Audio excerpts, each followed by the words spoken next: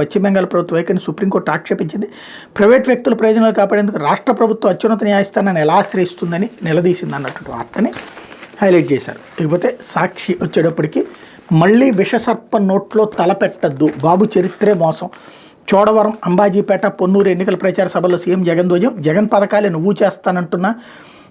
నువ్వు చేస్తానంటున్నావంటే ఎవరు లీడర్ ఎవరు బచ్చా, జగన్కు ఓటు వేస్తేనే పథకాలన్నీ కొనసాగింపు, ఇంటింటికి మరింత మంచి, బాబు వస్తే వర్షాలు గోవిందా, రిజర్వాయర్లో నీళ్లు గోవిందా, ఇంటింటి అభివృద్ధి కొనసాగింపేమైనా మన 2024 మేనిఫెస్టో, జగన్ను ఎందుకు ఓడించాలని అడగండి, చంద్రబాబుకి ఎందుకు ఓటు వేయాలని గట్టిగా నిలదీయండి, ఎవరు హీరో ఎవరు విలన్ ఆలోచించి ఓటు వేయండి అంటూ జగన్ ఇచ్చినటువంటి పిలుపుని హైలైట్ చేశారు. లేకపోతే తిరుగుపాట్లు అంటూ ఈ వార్త ఒక్కటి కూడా రాలేదు.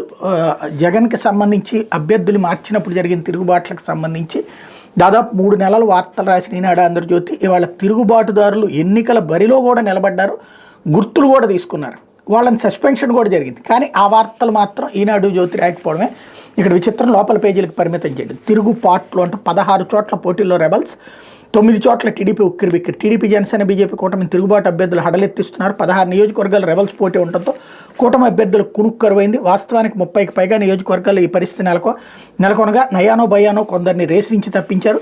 16 నియోజకవర్గాల్లో మాత్రం రెబల్స్ కూటమి పార్టీలను ధిక్కరించి తాడోపేడ తేల్చుకోవడానికి సిద్ధమయ్యారు. ఇందులో 9 చోట్ల టీడీపీ తిరుగుబాటు అభ్యర్థులు ఉండగా 7 చోట్ల బీజేపీ జనసేన తిరుగుబాటు అభ్యర్థులు రంగంలోకి నిలిచారు.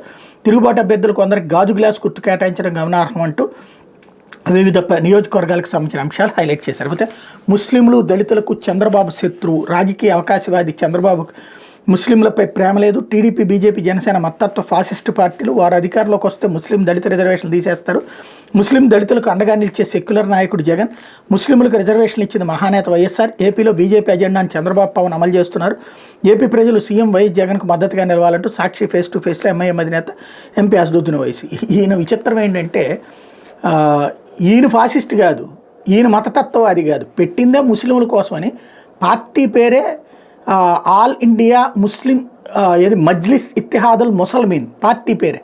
కానీ ఈయన సెక్యులర్ అని చెప్పి సాక్షి మనకి చూపిస్తుంది. ఇది ఇక్కడ విచిత్రమైనటువంటి అంశం.